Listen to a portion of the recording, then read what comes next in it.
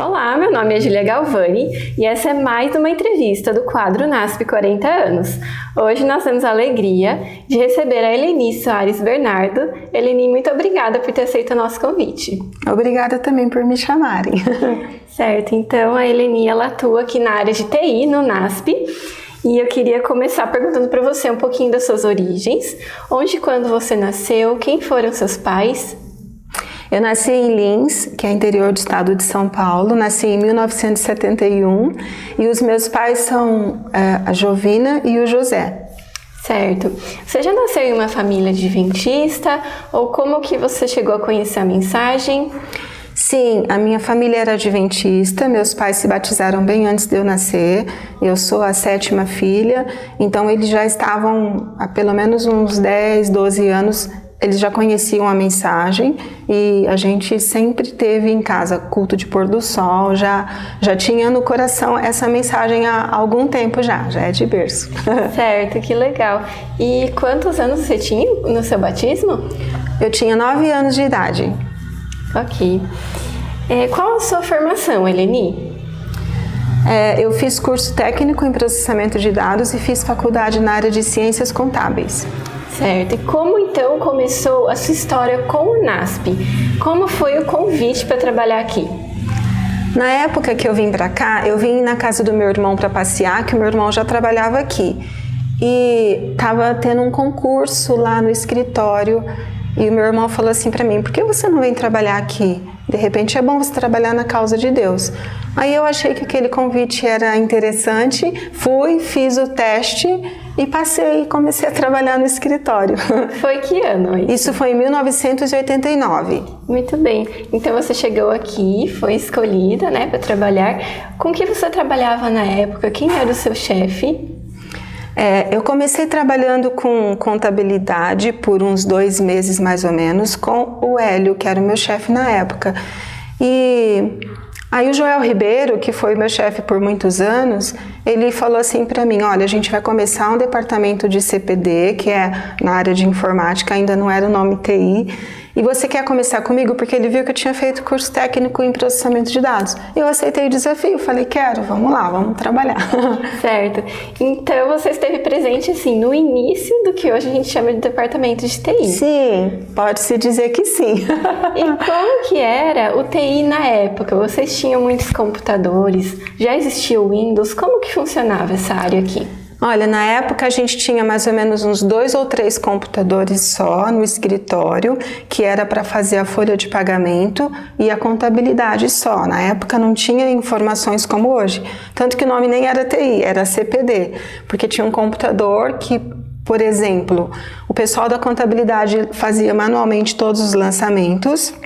Aí eu ia lá e colocava no computador todos os lançamentos para a gente ter os relatórios finais, como que era um balanço, como que estava a situação financeira e também na folha de pagamento, porque precisava fazer a folha de pagamento, os valores do holerite dos funcionários, então a gente digitava tudo e depois imprimia tanto os relatórios da contabilidade quanto para os funcionários.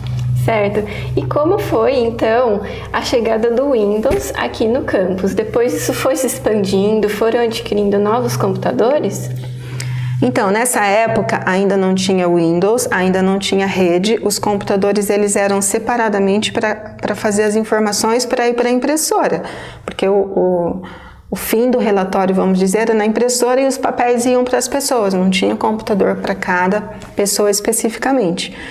Aí depois que começaram a vir as redes na década de 90 e depois também chegou o Windows, daí a gente já trabalhava com mouse. E depois, no final da década de 90, que chegaram as fibras para fazer ligação do prédio aqui do centro de comunicação com os outros prédios. Aí as coisas vão modificando muito rapidamente, né? É verdade. E onde ficava o setor de CPD na época? Na época era no prédio que é a Escola de Artes hoje, porque só tinha aquele prédio lá aqui no NASP, em 89. O prédio central ali onde é o refeitório e tinha só uma ala do residencial masculino e uma ala do residencial feminino. Então, o centro do UNASP era ali, naquela parte. A igreja era no auditório central. Então, o prédio do escritório, que trabalhava o pessoal da folha de pagamento e da contabilidade, onde ficava o pastor Boger, que era o diretor na época, era onde hoje é a Escola de Artes. Certo. E ao longo desse tempo, quais marcos você viu no desenvolvimento do seu setor? Teve algum marco assim que foi algo bem diferente e que melhorou bastante o sistema aqui de rede do UNASP? Eu acho que foi exatamente quando teve ligação com fibra ótica, que foi mais ou menos em 98, 99, que daí a gente tinha as informações muito mais rapidamente, né? Que foi assim, vamos dizer, um dos marcos principais para a informação chegar mais rapidamente para as outras pessoas. Meu trabalho aqui dentro do UNASP é um trabalho que eu considero como um suporte para as pessoas que trabalham para atender os outros. Porque, por exemplo, eu não estou dentro da sala de aula. Eu não estou no atendimento que fala direto com o público, eu estou ali no TI. Eu estou atendendo os funcionários para que os funcionários deem um bom atendimento para fora. Então, eu acho legal isso, porque sempre nessa área de TI, de suporte, desde que eu cheguei aqui, eu trabalho para ajudar os funcionários a trabalharem para o que o UNASP tem que fazer como missão, como obra. E isso eu vejo que é a missão minha pessoal que Deus me deu. Eu sou suporte e eu trabalho para dar apoio para as pessoas trabalharem, para mostrar o trabalho do UNASP para fora, seja para a educação, seja para levar o nome de Deus, para o que o UNASP fizer. Então, essa é a minha missão aqui dentro do UNASP. É uma pecinha que faz parte de todo o conjunto. Exatamente. E como que era o campus quando você chegou aqui? Era muito diferente? Tinha muitos funcionários ou ainda eram poucos? Quando eu cheguei era muito diferente porque só tinha pé de laranja e esses prédios que eu falei, poucos prédios, tudo era barro, não tinha asfalto ainda. Para a gente pegar um ônibus para ir para outro lugar tinha que ser lá na pista. Então, assim, eram poucos funcionários, as pessoas dependiam muito uma das outras para fazer as coisas. Para você ter uma ideia, o serviço de banco, que a gente chamava na época, era feito por uma pessoa que pegava todos os pagamentos, um horário X, saía com um Fusca para conseguir andar no barro, ia para Arthur Nogueira para fazer depósitos, para fazer as coisas que precisavam ser feitas, para levar alguma coisa para o correio, para trazer alguma coisa.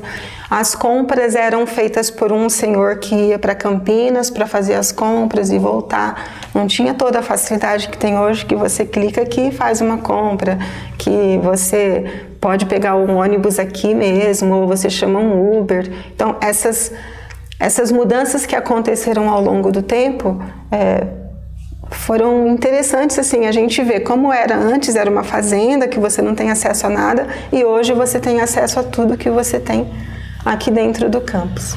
É verdade. E ao longo desses anos aqui no UNASP, você enfrentou algum desafio em especial que você viu ali o cuidado de Deus? Sempre eu vi o cuidado de Deus, gente. Por exemplo, a gente estava orando muito pelo asfalto, para o asfalto chegar, e quando o asfalto chegou foi uma alegria muito grande, assim, uma vitória muito legal. A gente via os tratores aqui fazendo esse asfalto, por exemplo, na frente do estacionamento da faculdade. A gente fala, nossa, que vitória, como Deus agiu para que as coisas acontecessem dessa forma. É verdade. É muito bom a gente ver isso, esse crescimento, esse avanço, porque hoje a gente está aqui, a gente olha para tudo, para toda a tecnologia, toda a facilidade que a gente não tem ideia de como era há 20, há 30 anos atrás. Então, é bom ver isso, que Deus sempre atuou, Deus sempre dirigiu, Deus sempre nos ajudou a conquistar as vitórias que a gente tem até hoje. Graças a Deus por isso. Amém.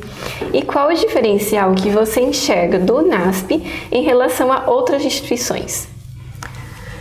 Para mim, o diferencial maior é que o UNASP, ele ensina as pessoas, não apenas para as profissões dessa vida, mas ele ensina as pessoas a serem pessoas dignas, pessoas honestas, pessoas que levam os outros para perto de Jesus. Isso, para mim, é o maior diferencial.